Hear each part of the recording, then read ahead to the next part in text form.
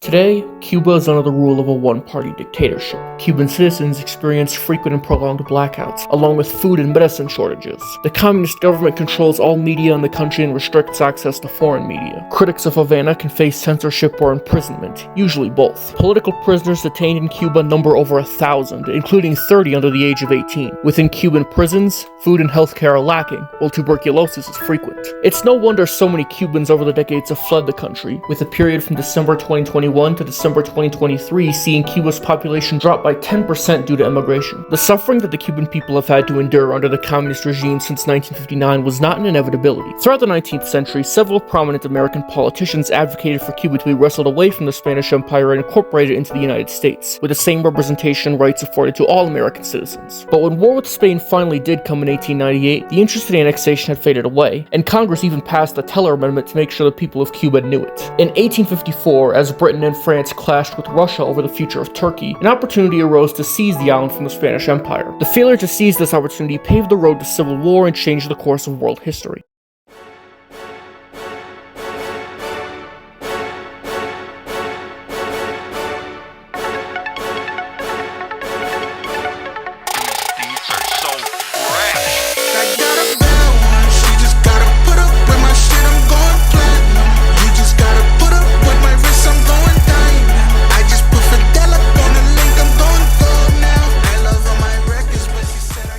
Anyone who knows anything about the Spanish-American War will know the phrase, "Remember the Maine, to hell with Spain." The February 1898 explosion of the USS Maine in Havana Harbor, the December 1941 Japanese attack on Pearl Harbor, and the October 2000 Al-Qaeda bombing of the USS Cole.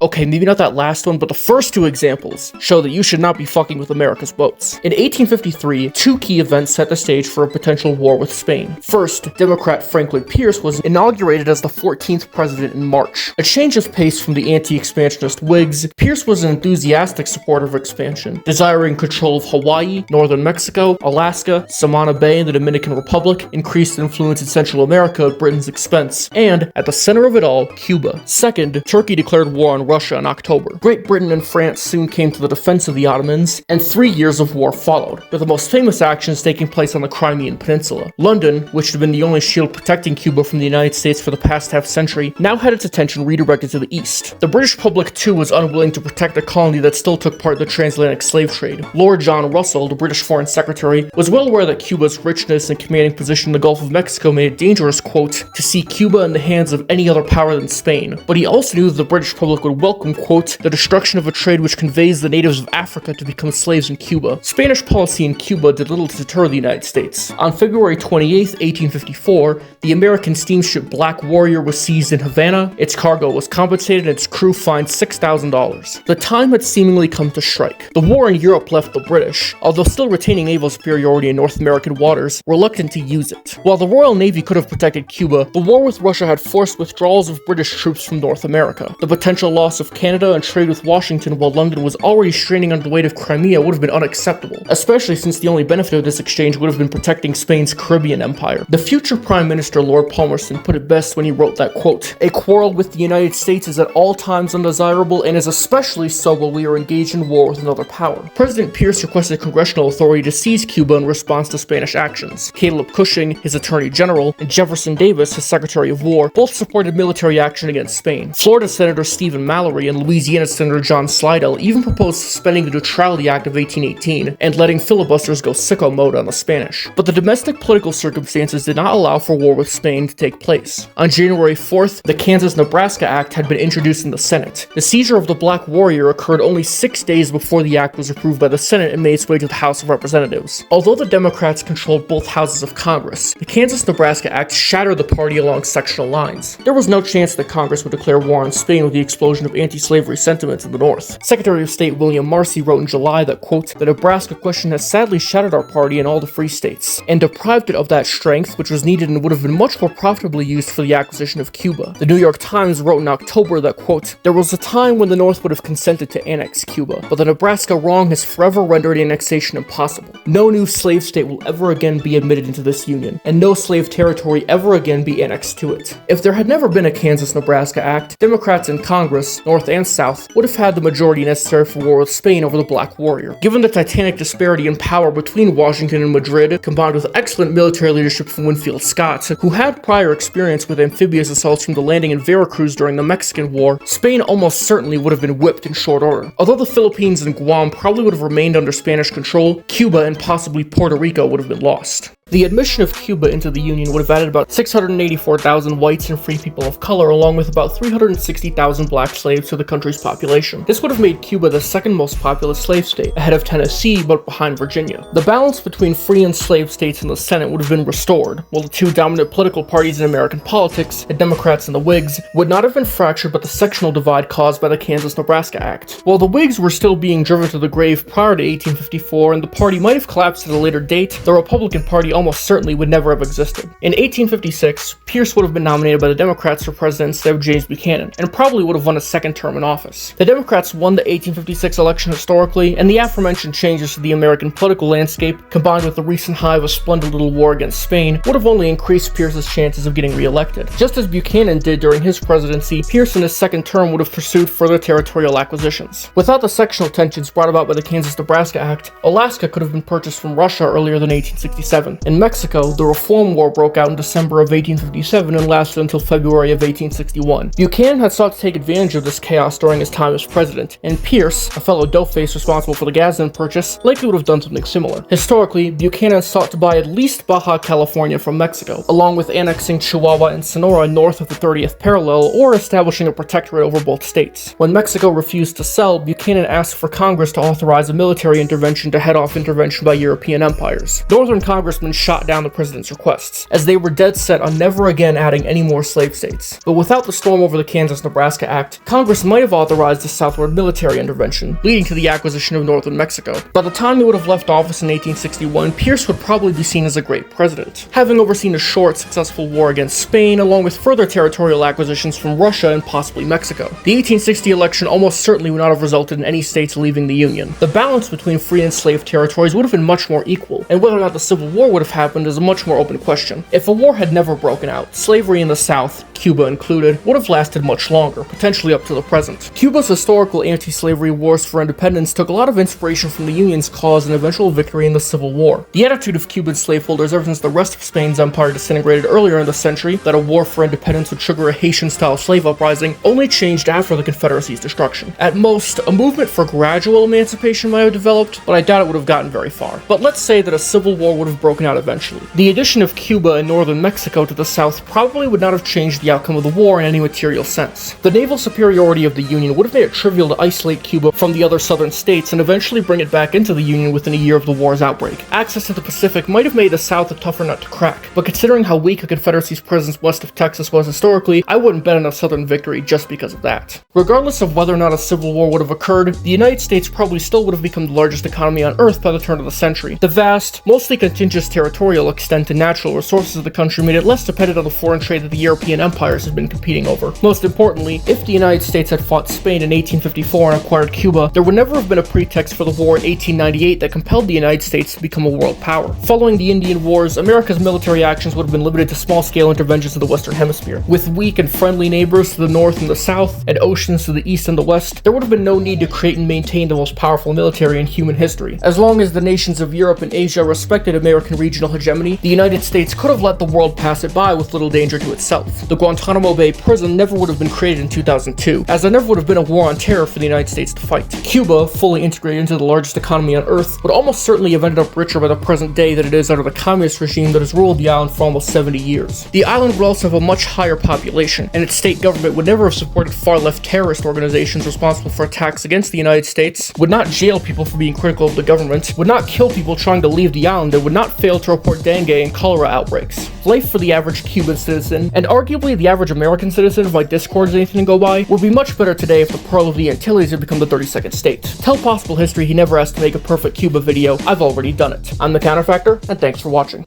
Big bang bang roll, got cheat codes. Certified in the hood, boy, they all know. Don't be asking y'all that you gotta know to know. Got a pocket full of cash, so the whole boat. See, I've been thugging since a young and I ain't got a bang. My name been ringing bells since I was like 14. Been service stacking from all of the dope fiends. And I ain't tripping, y'all can get it, you ain't get